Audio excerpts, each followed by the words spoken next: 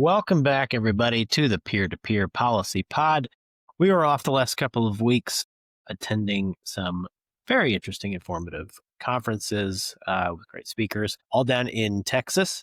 But we are glad to be back with you again, and we will recap those and lots of the news of the day. This week, we'll touch on a massive criminal enterprise where there was a $15 billion Bitcoin seizure, the Department of Justice announcing charges in that case.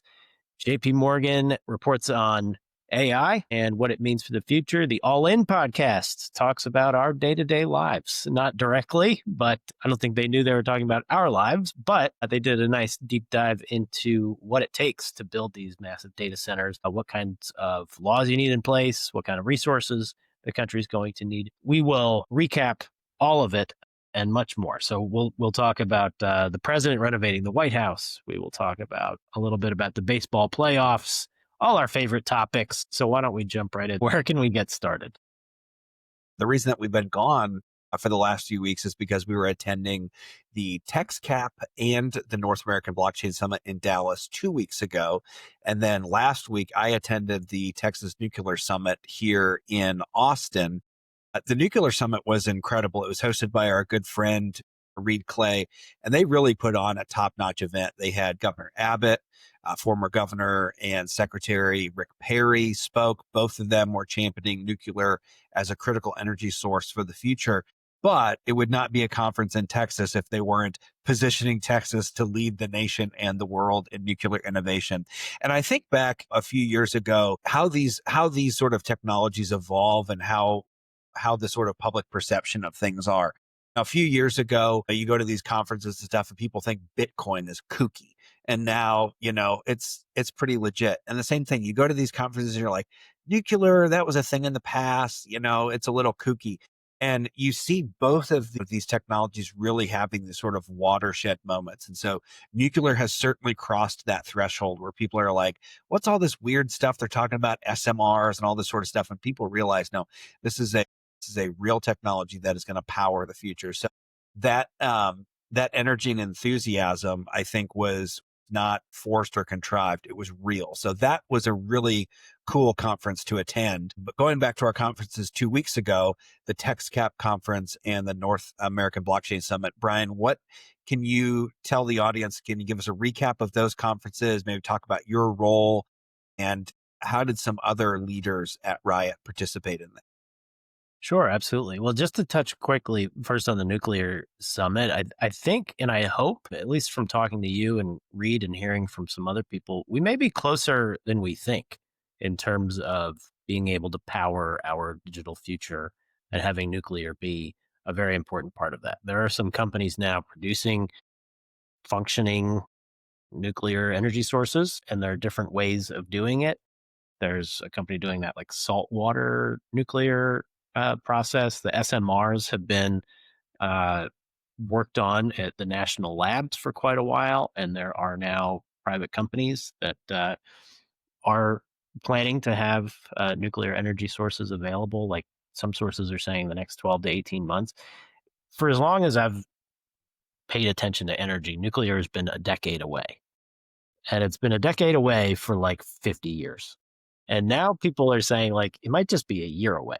And that is very important. And I love the enthusiasm coming out of Governor Abbott's office in the state of Texas for it. So lots of optimism. We'll see when the rubber hits the road how much nuclear energy we'll actually have. But hopefully that's a big development. As we know, France, I think, it's like 40% of their national energy or something comes from nuclear. We've just been falling behind because of that public perception you talked about. People are afraid of it. But now nuclear is safe as can be. I mean, the technology's advanced so much. So hopefully we get some electrons out of it in the next 12 to 18 months. That would be a massive economic development for the United States. To your question, TexCap was a conference co-hosted by the Texas Blockchain Council, which I'm privileged to be on the board of, the day before the North American Blockchain Summit, also hosted by the Texas Blockchain Council. So TexCap was about capital markets, and it was about really Y'all Street becoming real in Dallas. And it is against the backdrop of Mondami's rise in New York and potentially having essentially a communist mayor of the financial capital of the United States. Now there's going to be 3 stock exchanges in Dallas, Texas.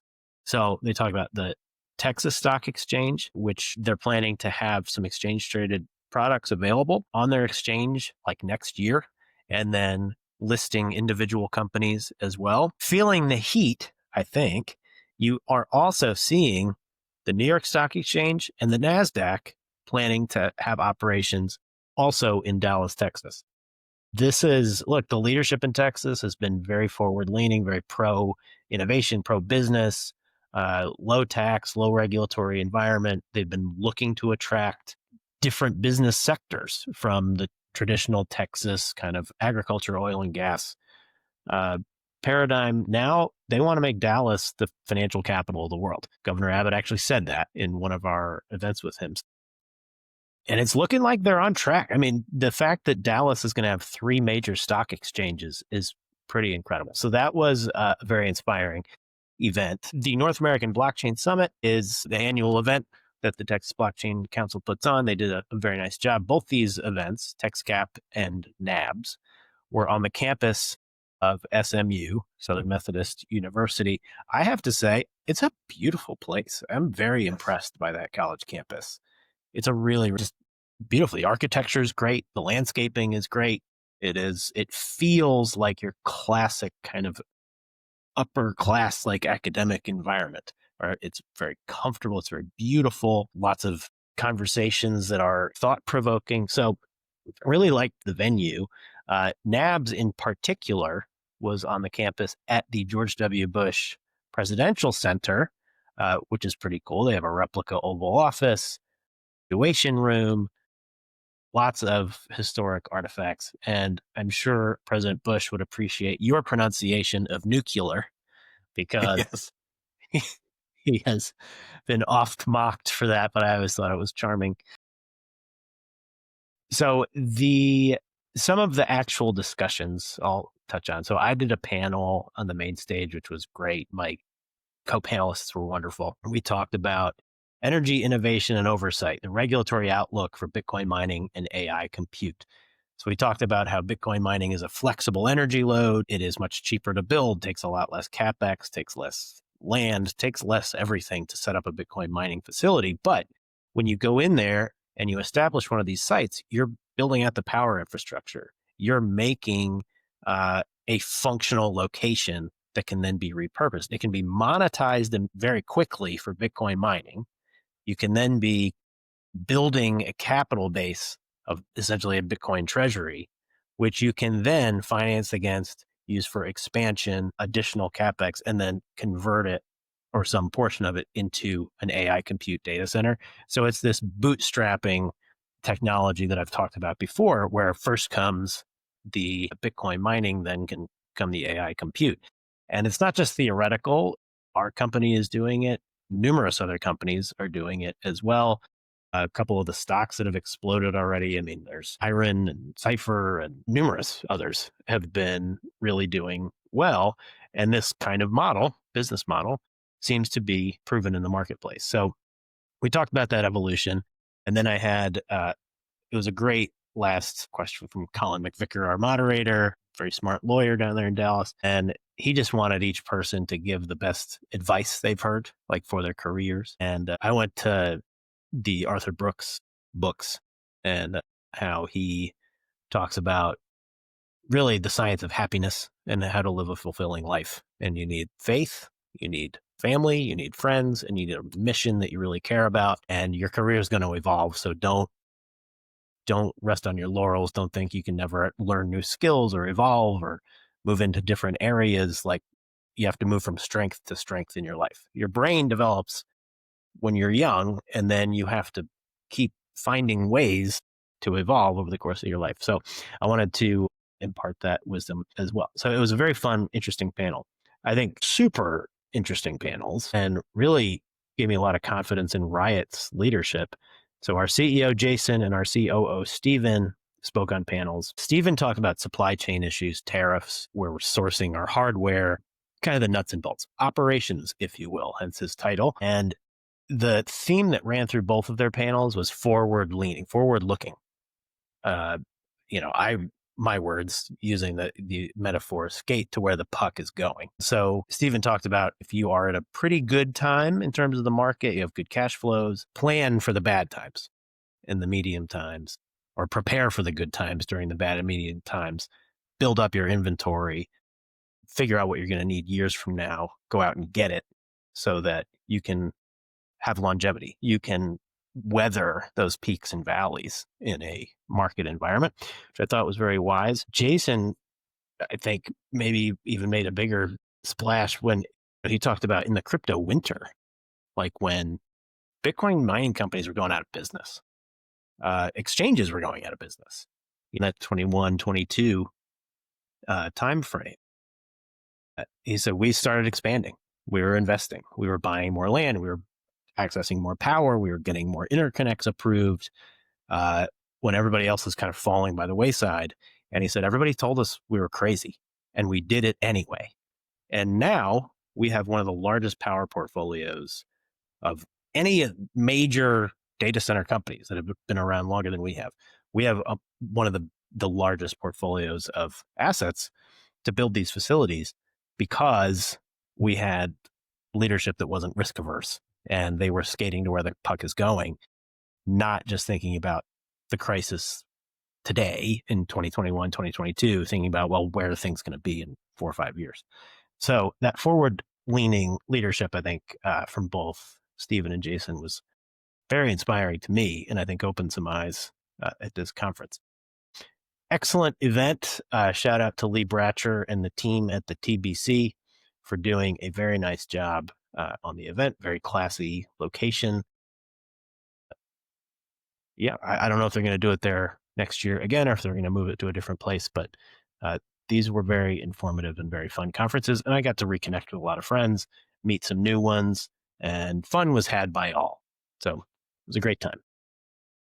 Yeah, it was a great conference, and it's fun for me to get to meet some of my colleagues who I don't get to work with in person. Every day was a lot of fun, and no offense to any of the three of you from Riot who were on a panel, but I think probably one of my favorite panels was Emmett Smith. They had Hall of Famer Emmett Smith and Gerald Owens there, and just talking about lessons learned and leadership and how you translate that to life off the field and being a good person. I think your closing point, I think, is sometimes in these move fast and break things type of industries, that ability to step back and have the perspective on those things that are important and matter, I think it's always a welcome addition into those kind of conversations. And Arthur Brooks is just one of the most interesting characters. He's had these sort of almost like 3 acts in his professional life, from being like a professional, was it trumpet or trombone? I think it was French horn. It was some he sort was of a musician. That's right. yeah, Read about some that. kind of brass instrument he was apparently very good at. And then he went back and got a PhD and became an academic. Then he went into the think tank space, and now he's writing books with Oprah. So good on him. But great event. And for anyone that's interested in going, check out the website, North American Blockchain Summit. They'll update info so you can buy tickets for next year. They're going to go fast. Emmett Smith was great. I will echo that. I really enjoyed his talk. It was cool hearing about how he translated his football experience, obviously winning Super Bowls, becoming a Hall of Famer, setting records, to then now having a successful business and family life, kind of doing he didn't say it this way, but kind of doing the Arthur Brooks method of moving from strength to strength throughout your life. At some point, you can't play football anymore. So you need to develop new talents. And he sought out and now he's very successful off the field. So yeah, I enjoyed that talk too. I thought it was really interesting, and had a chance to speak with him for a few minutes, which was really cool. Watching him, obviously, as a kid, I mean, he was amazing, and so getting a chance to just chat with him about life, about business, it was very cool, and I enjoyed his panel. So good job, Emmett Smith. Yes, he did not disappoint. Sometimes they say don't meet your heroes or something like that. Imagine, probably, as a New Yorker, Emmitt Smith was probably not your hero, Yeah. The but Giants, man, he nonetheless, wasn't my favorite player, but man, he was good. I mean, you can't deny it. He was so good. yes, no, he did not disappoint. So shifting over from all these great conferences in Texas, let's talk about some updates on the federal front. And on the one hand, there's no updates. And on the other hand, there are actually some updates because things are happening behind the scenes. But first, before we get into kind of some of the policy areas we look at, what is the latest on the government shutdown? It's still shut down. The House passed a funding bill. So the Senate has voted on it 11 or 12 times. I think they might have had a 12th vote. I don't know. But the Senate keeps voting it down. So the government's still shut down. Democrats' focus is on the Obamacare subsidies and wanting to renew those. The Republicans' position is they were always meant to expire. They were never meant to be permanent. It was meant as sort of a bridging function. And also, it's funding healthcare for illegal immigrants, which they will never, ever agree to. So, like most shutdowns, it is performance art. The ridiculous piece of it is they're voting on a continuing resolution that would fund like the Biden budget. Democrats get a lot of what they want out of that. They keep voting against it anyway. The Republicans, I think some of their stated goals, at least in the past, have been to like kind of return us to pre-COVID level spending, get our debt and deficit under control. So this doesn't do that. And it just doesn't increase spending by like $1.5 trillion for these programs that the Republicans would never agree to. So I just find both parties' positions not very good for America. And it's, sausage making is messy. It's pretty gross. But like past presidential administrations, when the Democrats were in the White House and the Republicans were controlling Congress, the Democrats generally said, you're not going to hold us hostage. We're not going to agree to any even negotiations until you pass a continuing resolution and reopen the government. So now the Republicans are in that seat and they're saying the same thing. And the Democrats, who at those times said, let's not have hostage taking, let's reopen the government, they're now saying, we won't even negotiate until you agree to everything we want. So it is. And the problem with this is that both sides think they're winning or losing, but they don't see a political benefit. Either party does not see a political benefit to capitulating or negotiating. So who knows how long this goes on? There's some pain points coming up. The open enrollment for the healthcare exchanges, there's food stamps and other programs that are running out of money at some point quite soon.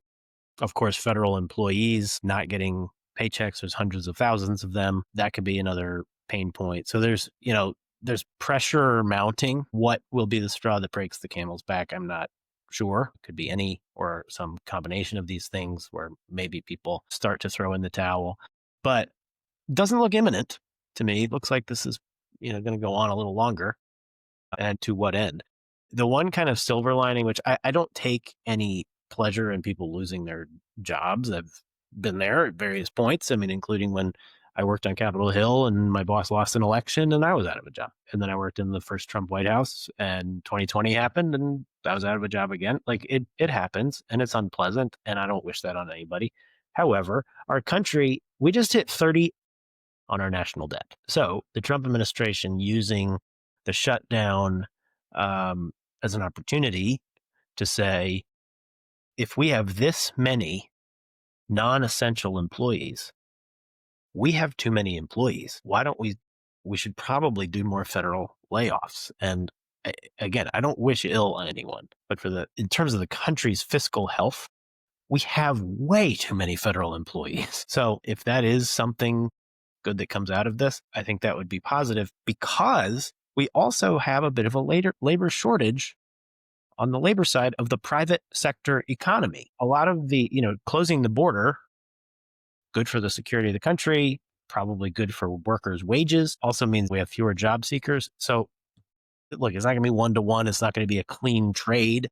But if you start shifting some of the hundreds of thousands of federal government workers off of the public fisc into the private employment market, I think it's going to be a good thing. People keep being doomers about saying AI is going to get rid of all these jobs. We need more electricians. We need more construction people. There's going to be new jobs created as more efficiencies result from AI. Companies make more money with fewer employees. There'll be more people starting different companies and exploring different skill sets. To rip off our friends on All In, like Friedberg had talked about our friends. I act like they're our best friends because I listened to it, but I did meet them once, which was cool. But Friedberg had said, like, when the Model T was invented, there are a whole bunch of horse-drawn carriage drivers who are out of work. But guess what happened? We had better paying jobs created for taxi drivers, or people could commute to work faster, or then we needed mechanics and we needed interstate highways and we needed, all these different things. So people had to reskill to, I don't know why I am so hooked on Arthur Brooks now, but to go back to him, like moving from strength to strength, people will be moved into different, more high value roles throughout the economy. And that is okay.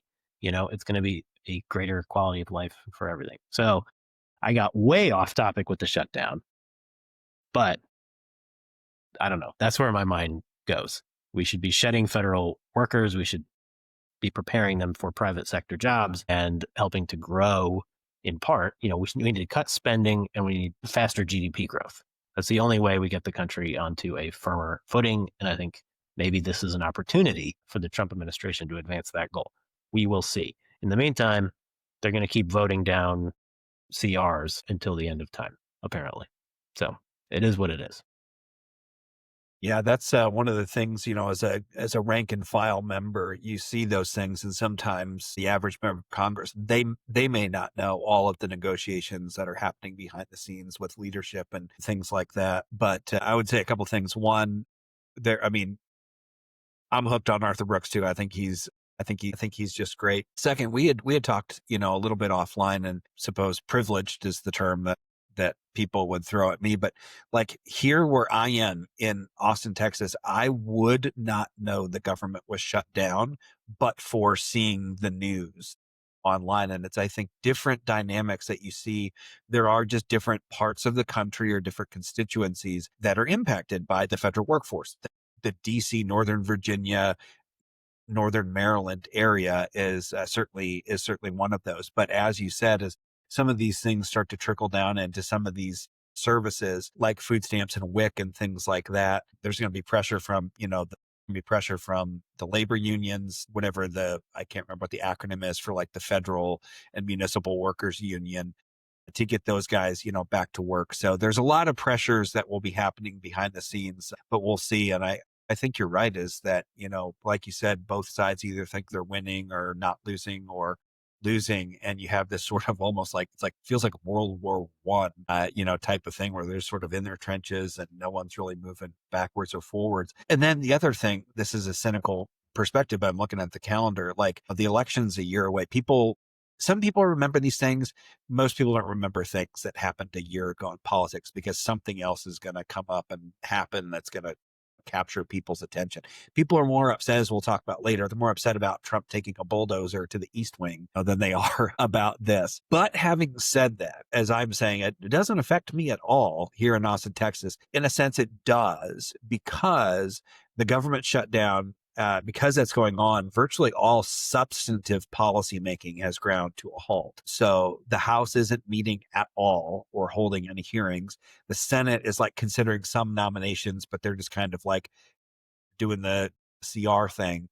Most agencies are on pause. So it has kind of, for us, for our industry, it has stifled the momentum of some of the big Bitcoin legislation, for example, that we've been advocating for. So that said, while the government is shut down, there are kind of some negotiations happening.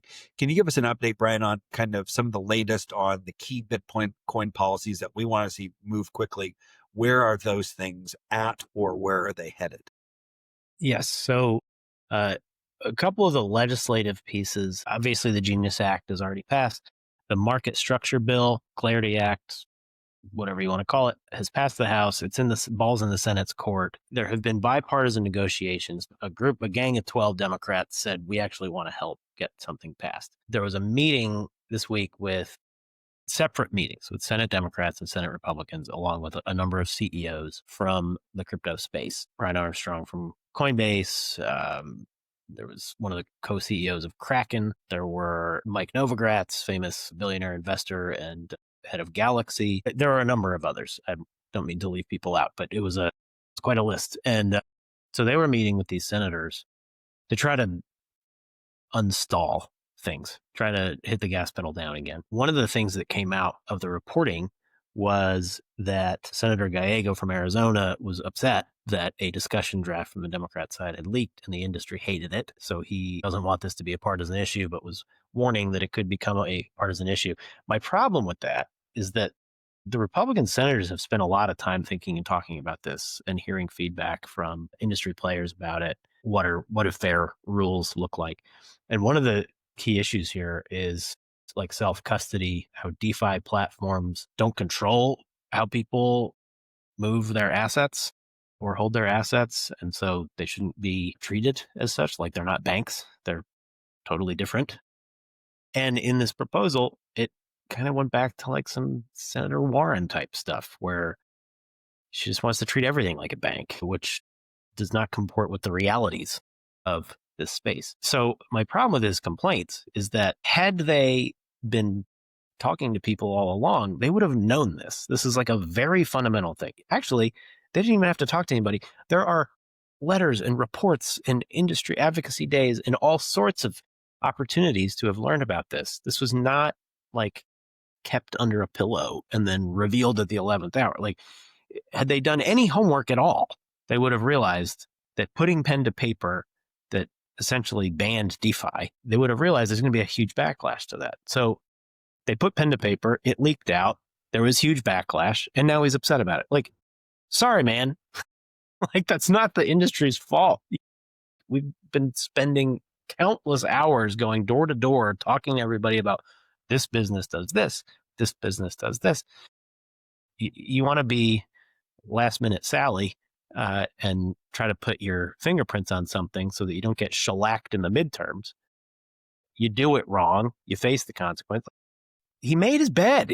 So I'm kind of like, I want to welcome anybody who wants to help to the conversation. I don't want to like give them the Heisman or anything like that. I want to help them succeed. If you are a Democrat or a Republican and you want to help, great. Welcome to the party. But like, this was a huge unforced error. And his response was to complain about the response to the unforced error. Like, that's unserious. That is unserious in terms of how to legislate. So that annoyed me. But, and I think it annoyed a lot of people. But, he still convened the meeting and a number of Democrats were there. They were listening to feedback. Senator Moreno, I think in some other comments, the great Bernie Moreno from Ohio, had kind of crystallized the issues here of how to treat DeFi, how to draw the lines between the SEC and the CFTC in terms of which assets are securities, which assets are commodities. And I think there might have been one. Oh, and how to address illicit finance. Which, of course, nobody wants North Korea to use Bitcoin to fund their nuclear program or what have you. So, like, there's got to be some ways to address this. Those are fair enough. I think the House did yeoman's work on kind of landing where they need to land on these things. Again, it comes back to to the Senate, like, where have you been, guys? This has been going on for years. These are not new issues. We know they're new to you, but that was by your choice. So like, let's catch up a little faster here. And so I would say the meetings happening, good. The desire to make progress, good. How they're actually going to land on these issues is anybody's guess. And whether they can pass a bill as they say they want to by the end of the year, I don't know how realistic that is. I hope it is, but it remains to be seen. The other development, aside from that mini debacle of a meeting, was that David Sachs, the crypto czar, was back on Capitol Hill meeting with Senate Republicans and urging them, chop, chop.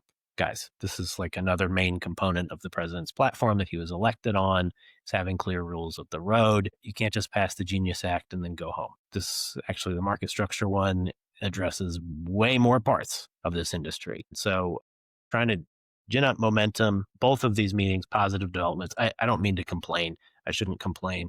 These are all people trying to help and trying to make progress, and I should applaud them. I just have some bones to pick with the process. But hopefully, hopefully momentum is generated from these meetings that leads to some feasible resolution on the issues that I just described that will get ultimately a bill across the finish line that fosters more innovation and doesn't hinder it. End of rant. Sorry, that was a rant. Is a good rant. And I think the other, kind of missing piece of this is kind of where the agriculture committee has been. I mean, they say they're working on some drafts and stuff behind the scenes, but I mean, at least from a public facing perspective, the Senate Banking Committee has been trying really, really, really hard to get some language done. But such a significant portion of that bill, just the way that the Senate decided to go about this, bifurcating the responsibilities, which I mean, fundamentally fall under the respective jurisdictions of those committees. But it's going to be really helpful and instructive, I think, when the agriculture committee really is able to come to the table and do some things. It's not accepting responsibility. Like, why have some of the Republican senators ended up being such champions? It's because they went out and talked to the industry and figured out what would be helpful and found that like that comports with their overall public policy views. And they're like, great. Senator Gallego and team have not put in the work. They haven't built the relationships. They haven't learned the issues. And so, which I think was evident. So the response to your lack of involvement has been, well, I guess we're not going to support your campaign or what have you. But Fair Shake supported his campaign. That's the thing that's like killer. It's like arm of the Republican Party. Industry groups supported you, man. Like, what are you talking about? It's just people seeing a goal, and then certain members come out and say, I will help you achieve that goal. If the Democratic side hasn't done that as much, it's kind of what happened. He should use the extreme ownership philosophy from Jocko Willink and come out and say, like, we haven't done enough homework. We're going to do it now, and we're going to help. Not blame the people who have been attacked for responding. Essentially that seems to be his approach. So course corrects, and that he actually becomes a great ally. I mean, that would be wonderful if that happens. That is my hope. But this approach in this meeting, not a great bellwether, but we'll see. Well, shifting over to a rather dour topic, just kind of weird, wild, I think very sad news that came out of Cambodia. So the Justice Department recently indicted a Cambodian businessman on fraud, money laundering, they put some wire fraud charges in there, and human trafficking related to a crypto pig butchering scam, which sounds like the most insane thing ever, that we even call these things pig butchering scams. But as part of that investigation, U.S. officials seized nearly 15 billion with a B dollars in Bitcoin. So Brian, can you tell us a little bit more, give us some background on this, and then maybe interestingly, how it may tie into a potential strategic Bitcoin reserve? Yes. So, as you said, the Department of Justice released indictments for this so-called pig butchering scheme, where a scammer or con artist essentially builds a rapport with a potential mark to con them, build that rapport, kind of fatten them up, and then butcher them by stealing their money. That's the metaphor. It is not a Bitcoin specific type of scam. This type of scam has gone on for forever. In this case, it seems particularly gruesome because I've seen it reported, they essentially had like human trafficked people and like forced them to help with these schemes using violence, beating them, forcing them to keep scamming people.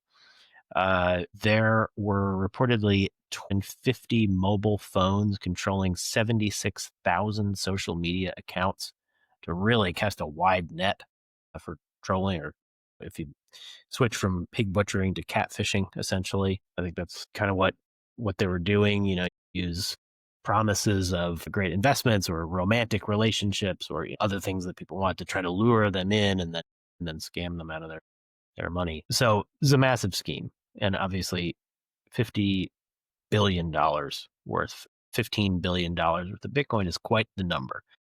What happens now, let's assume for the sake of this conversation, that the Department of Justice is correct. They're able to prove their case. The government takes possession of these Bitcoin, 107,000 Bitcoin. There is a restitution process. There are funds that, if they can be returned to victims, they should be returned to victims. But there's law enforcement funds that ill-gotten gains can go to, that are then used to fund like police cars and bulletproof vests and all sorts of things that police officers need. So I think there's little chance that all these Bitcoin end up in a strategic Bitcoin reserve. And I do think there may be some new authorities that have to be legislated potentially in order to use seized funds for a strategic Bitcoin reserve. That said, I also find it highly unlikely that all 127,000 Bitcoin or $15 billion worth are going to be like that. You're going to be able to find all the victims and give all of that money back and then put all of the rest of it into some of these funds. I do think there's an opening here to potentially use some of it as to seed the government's strategic Bitcoin reserve. We will see, but I'm glad they caught this. I want everybody to view Bitcoin and the digital asset space as, an opportunity to introduce new efficiencies in the economy, to empower individuals to custody their own assets, to look at faster, cheaper, more secure payment methods than banks currently offer. I want people to realize the promise of this industry. And so I want the scammers to get out, and I want them to get caught. And so this is a positive development to break up this massive criminal empire and hopefully put the funds to good use, either reimbursing people who were conned through no fault of their own, or stacking sats for the United States and really get out ahead of our adversaries. So I'm glad to see this. I know some true Bitcoiners hate it when the government seizes anything. I'm sympathetic to that, the pure libertarian view. But look, when people are harmed, just try to make them whole. This is a way to do that, and potentially a way to advance a very positive policy outcome for the United States. So those are my thoughts on that. Yeah, I think it's a sad story, and for whatever reason, just the crime victim side of things has always on me, and that's the people who had their money taken, but also the people that are abused to carry out these sort of things. And I think this underscores, though, the need for, I think, a legislatively enacted strategic Bitcoin reserve at the federal level, because there are a lot of like fundamental property rights, at issue here. And I think you're right. I mean, I think that the sort of like pure Bitcoin or pure libertarian tendency of government shouldn't take anything ever. I mean, it's just like you can, it's easy because the number is so big and the word Bitcoin is attached to this particular scam. But if you were to replace that with, just dollars, they just went and they scammed people out of their dollars, or, whenever other assets are used here, they used cell phones to carry this out. If people were using cars to run drugs or whatever it is, like all of those assets that were used in furtherance of the crime can be seized by the government. And the point of all of this is to say, like, this is why a due process is important. As reprehensible as these people are carrying out these things, there needs to be a due process by which we judge their culpability, their guilt, and figure out what to do with these assets. And if there's just this like patchwork approach of like some of it goes to victims and some of it goes to bulletproof vests, but then some of it we really want to go into the treasury, having some kind of like clear, like legislatively enacted lane by which that is determined, I think is just helpful for everybody. And it does in furtherance. And if the government, as a matter of public policy, says like, we're not going to fund this with like pure tax dollars, but we're going to rely on seized assets. It's one, you got to make sure there's not a perverse incentive out there for them to go out and seize all the Bitcoin they can. And two, making sure those sort of clear lanes of the road are there, because if you decide that a strategic Bitcoin reserve, as a matter of public policy, as a matter of national security, economic security is so important, there has to be some sort of clarity there. Sad story. But interesting nonetheless. If it's okay with you, Brian, let's skip ahead. We were going to talk about this AI report, but let's skip ahead to, we will still talk about AI. Let's talk about the great segment that they had on another great podcast, the All In podcast. So and I got to be 100% honest, this is actually the first time that I've ever even listened to a clip from the All In podcast. I know people are like obsessed with it. I just don't have it in my rotation, and I just have less commuting time where I listen to podcasts anymore. It was the October 17th episode, and the All In gang, they were discussing AI's supposed PR crisis and how some potential data center buildouts are either being pulled by the companies or being denied sort of because of public pressure. I think there were some really interesting parallels, not only with Riot sort of Bitcoin mining history, but I think our AI future. So, Brian, if you could just tell the audience, what were some of your reflections on this? I thought it was a great segment, but what were some of your reflections on this segment? Yeah, it was great because it talked about the actual facts on the ground of building these facilities and then looped it back into the broader macroeconomic implications and then went back to the facts on the ground. I think it was like a very interesting weave, I guess, to use kind of President Trump's language of how he talks. Well, Chamath, I believe, has talked about this before on the pod that he's involved with a massive data center project in Arizona. Pretty intimately involved in how these things are built. He also talked about how commenters on some of his tweets taught him a lot. Some of the issues are hyper local. So if you're building a massive data center, you have to be concerned with the surrounding residents' energy bills and make sure that your neighbors are not adversely affected by your business. Similar outlook to any business, by the way. If you're going into a community, you need to make sure that you're going to be a good neighbor, or else the residents are going to run you out of town, right? I mean, that is kind of how these things work. So you have to be cognizant of any impact on people's energy bills. Chamath actually proposed having these data centers just pay everybody's energy bills. Not the first time I've heard that, by the way, because these build-outs cost sometimes billions of dollars. And if you were to pay all your neighbors' electric bills, it's like such a tiny blip on your overall P&L or your balance sheet or what have you. Like, you might want to do that because then all the residents might be like, oh, I'm going to get free electricity and there will be more jobs. Like, all right, like that can create better relations with the community. Chamath's idea, I don't know. It's probably not feasible at every facility. Probably doesn't work 100% of the time, but it's one idea for making sure that you're being a good neighbor. So that's one issue. Concern about the residential electric bills. That is an issue where I live in Northern Virginia, where it's data center alley. It's like 75% of the world's internet traffic goes through Northern Virginia now. Electric bills, not so good these days. So they need solutions for that. There have been in certain communities concern over water because water is needed at these facilities to cool the machines. There are different ways of doing it now. For example, at Riot's Corsicana facility, we have immersion cooling. It's a dielectric fluid. Think of it like a mineral oil. And you submerge the machines, and that's used for cooling. And then you can have a recycled water system, so you're not constantly drawing more water. That's one potential solution. But making sure that the community's access to clean, affordable water is not affected. There can be, with construction and whatnot, noise, or if you don't have sound barriers or you're not far enough away from residences, if your machines are loud, there can be noise issues in the community. There can be light issues, like when we had construction at night. If certain residents were annoyed, we have to directions of things, of lighting. You might have to change where the driveway is, if trucks are going into your property, whatever it may be. Point being, we're talking about electric bills, water, noise, lighting. Like, these are hyper local, very specific, like community issues. And so I think anybody who's building one of these facilities needs to be very nice to your neighbors. And that's just like the golden rule, right? Like, do unto others as you want done unto you. So I think Riot's been very cognizant of that. We've done local town halls. We have given local officials tours of the facility.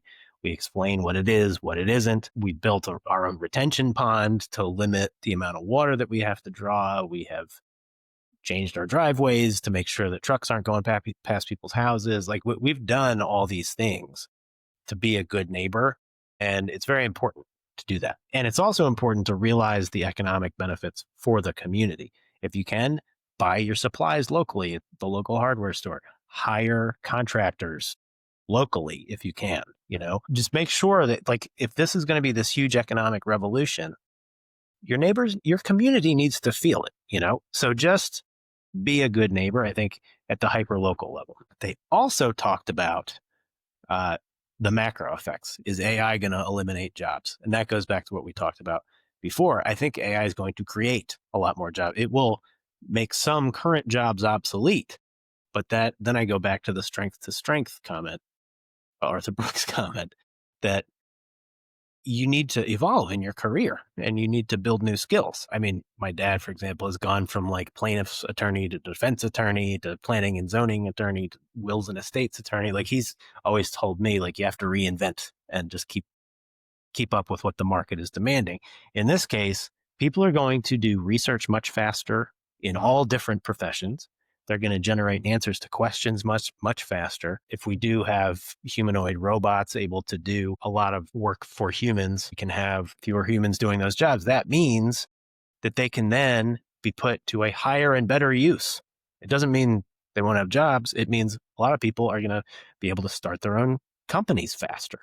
It means they're going to produce more for the company they work for and generate more revenue with fewer humans in that particular department, which means you're going to have more revenue per employee. So you're going to have more per capita GDP going up. People are going to be building new skills for the economy of the future. And we're going to need more electricians, more construction workers, more everything to build these facilities. I'm rambling, but the point is they talked about the doomer description of what AI means, which is like getting rid of jobs.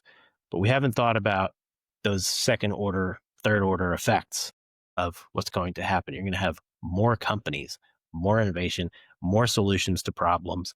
Life is going to keep getting easier and easier and more efficient and more efficient. More wealth will be created. And that doesn't mean people are going to just sit idle. It means they're going to go do something else.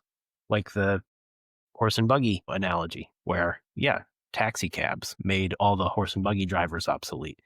But then we built interstate highways, gas stations, numerous car companies, all sorts of different developments, which led to orders of magnitude more companies and jobs and things for people to do that is productive. So they talked about that.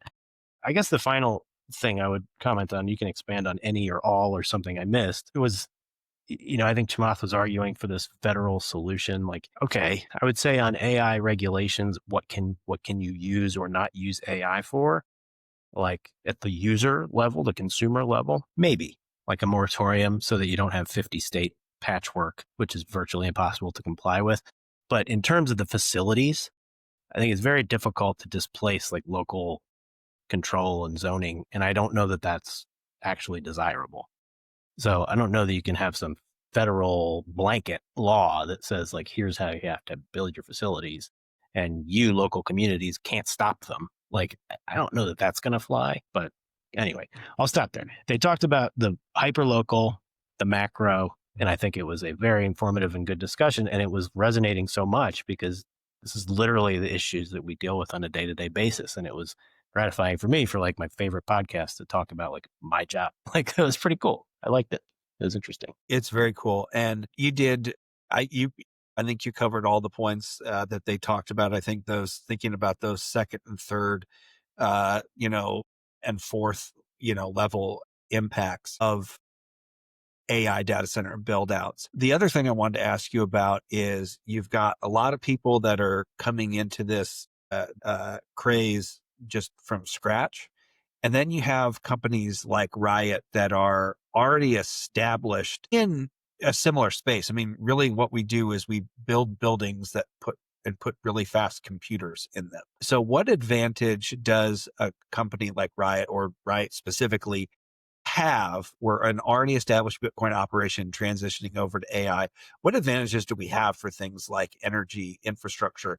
And the community engagement piece, I think, is important. I mean, you touched on it with the things that we do, but what advantages do we have compared to maybe somebody that's just starting out and trying to just build a data center from scratch? Yeah. So you need a few different, the number one input for these facilities is electricity, and electricity is becoming more and more scarce.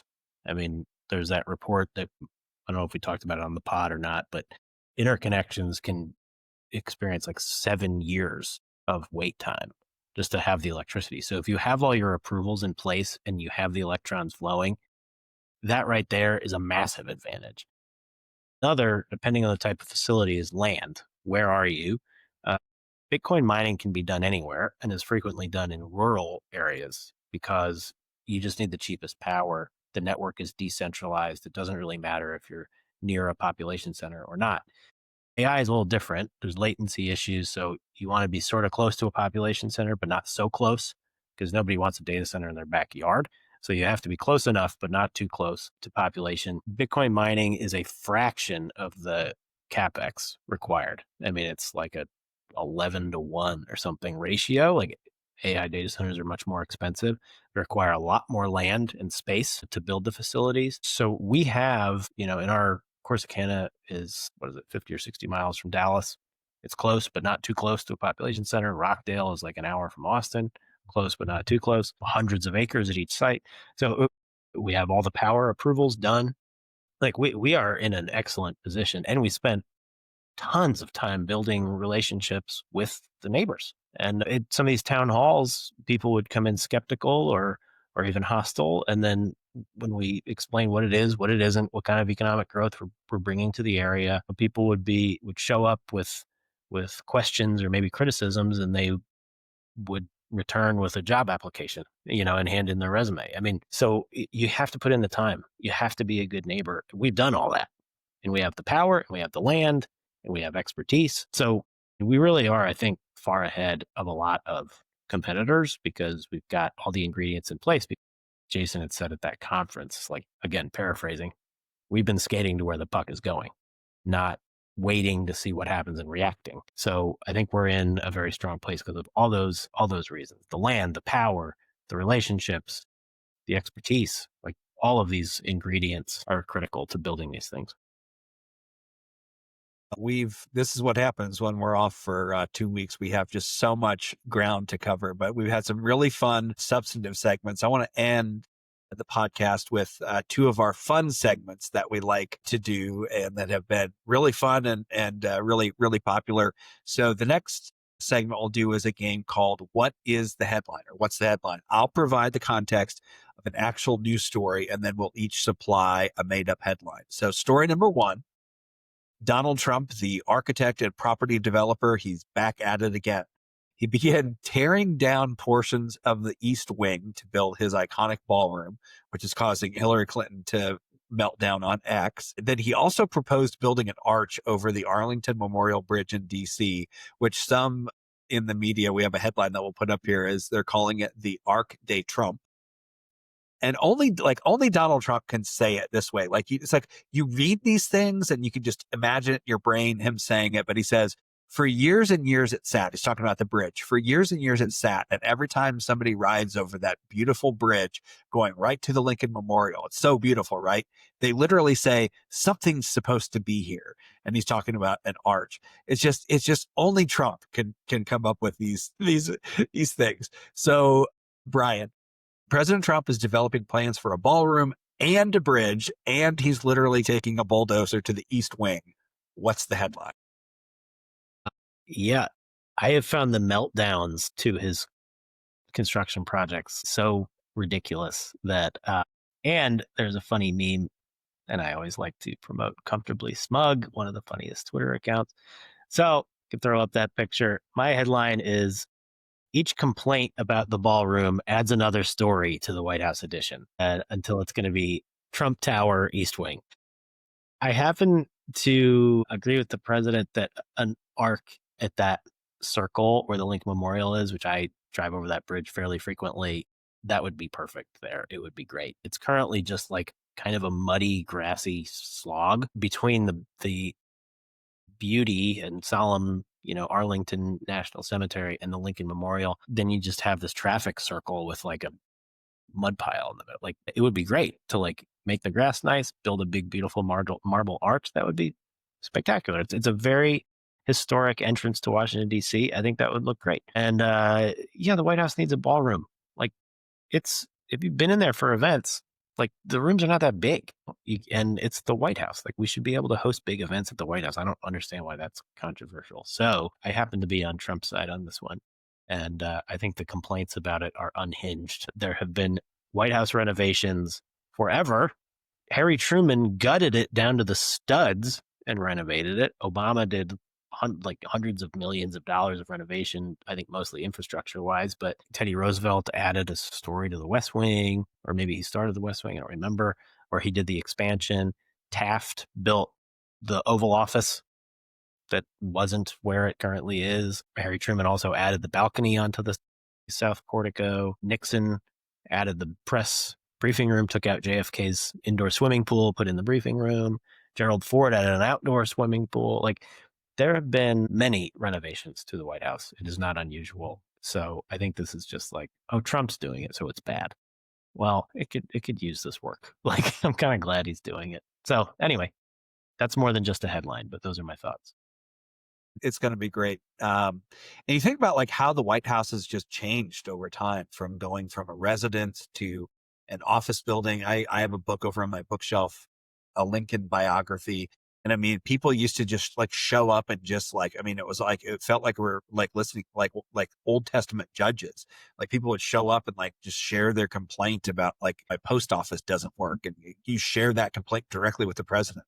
Just things have changed. So I saw a great, I think this was on Babylon Bee, talking about how the White House grounds are going to be an ice-free zone for the next like couple years while that thing's being built. That was kind of funny. But for my headline, I chose Trump bulldozes the First Lady's East Wing to build the world's classiest ballroom maybe ever. And only Donald Trump. Many people are talking about it. Yes. Good. Well, for our second story, this one is also just ridiculous. Every day I wake up and I'm still surprised at what I see in the news. So showing how emotionally unsound they are, thousands of Americans dressed up in frog costumes, inflatable sumo outfits. They stuck baby pacifiers in their mouth and they made signs worthy of a fourth grade art show to protest Donald Trump. Yes, it was time for more No Kings protests in leftist enclaves throughout the country. And not to be outdone, the president posted an AI generated video of him in a fighter plane wearing a crown, dumping poop all over a group of protesters. Kenny Loggins did not like that his song was used for that. But then not to be outdone by that, an LA Times columnist lamented that people are so fed up with anti-Trumpism that they actually cheer on this kind of stuff. According to the article, she said, Trump, quote, called participants of the No Kings events whacked out and not representative of the country. And this was the instructive point. The columnist says, I'm beginning to fear he's right. What if the majority of Americans really do believe this sort of behavior by our president or anyone really is acceptable, even funny? And it's like, it just shows how out of touch these like coastal columnists are. What a weird thing. People have a sense of humor. They laugh about things. It's like she's shocked by this. So Brian, protesters, they gather around the country, they lick their wounds, and Trump hits back at them. What's the headline?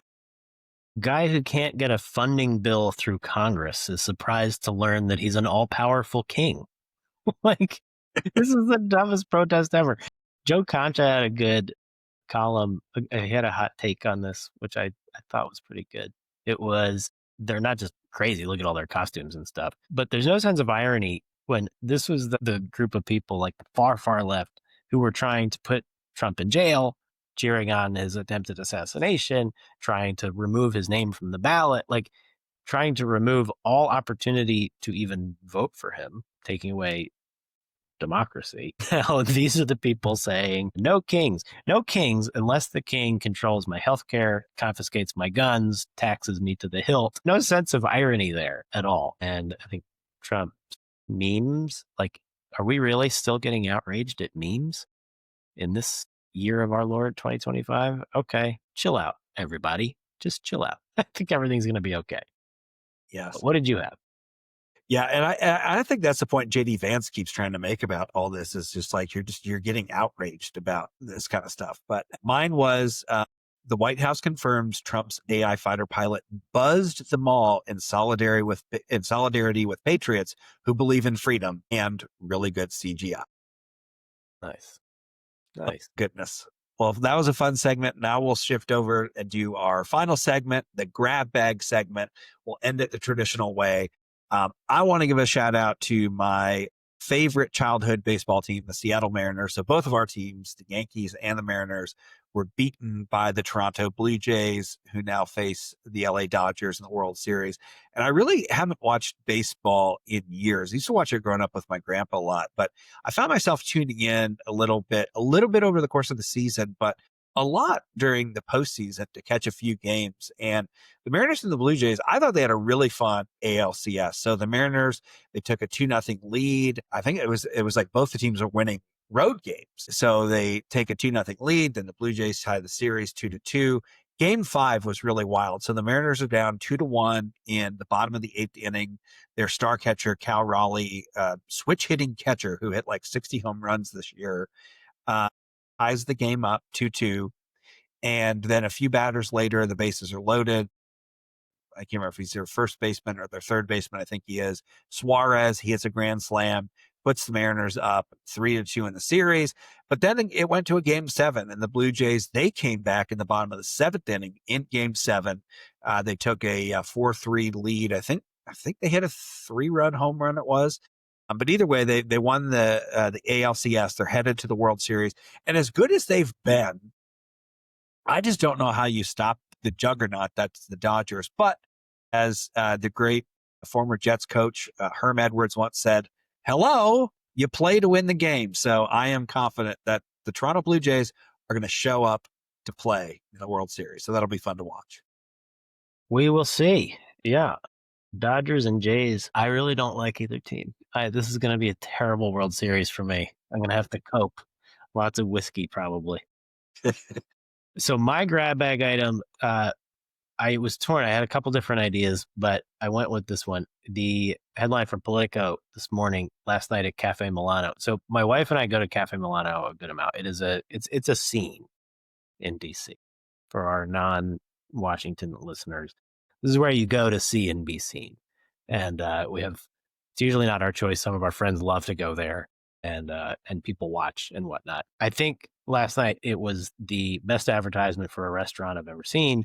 It was the most Cafe Milano night maybe in the history of the restaurant because President Barack Obama, President Joe Biden, current Treasury Secretary Scott Bessent, Commerce Secretary Howard Lutnick, Energy Secretary Chris Wright, all having dinner at Cafe Milano on the same night. God bless our Secret Service agents and the protective details that night, because that is a rough one. That is rough duty. And any of the just normies amongst the crowd must have been blown away. That, I assure you, there's always somebody to see at Cafe Milano. It's not usually that level. You're not usually multiple presidents and like half the cabinet all there at the same time. So I just find it funny. It is like the place to go in DC and be amongst the hoi polloi. So the most Cafe Milano night ever. That put a smile on my face. We like it there. It's nice. We always see people we know, but rarely multiple cabinet secretaries and multiple presidents in the same night at the restaurant. So good for Cafe Milano. I thought that was cute and funny, and what a cool night for any of the normie restaurant goers last night. Okay, we have covered a lot. This episode was way too long, but what are you going to do? We were off for a couple of weeks. Thanks for joining us, everybody. Thanks for riding this roller coaster with us. Hopefully we'll be more pithy and brief next week. My fault. I think I talked too much, but here we are. Anyway, that is all for this week's episode. Thanks for joining us. Remember to follow me on X at MorgansternNJ. Like and subscribe. Follow us on Apple, YouTube, Spotify, Rumble, wherever you get your pods. And we will see you next time for another episode of the Peer-to-Peer Policy Pod. Thanks, everybody.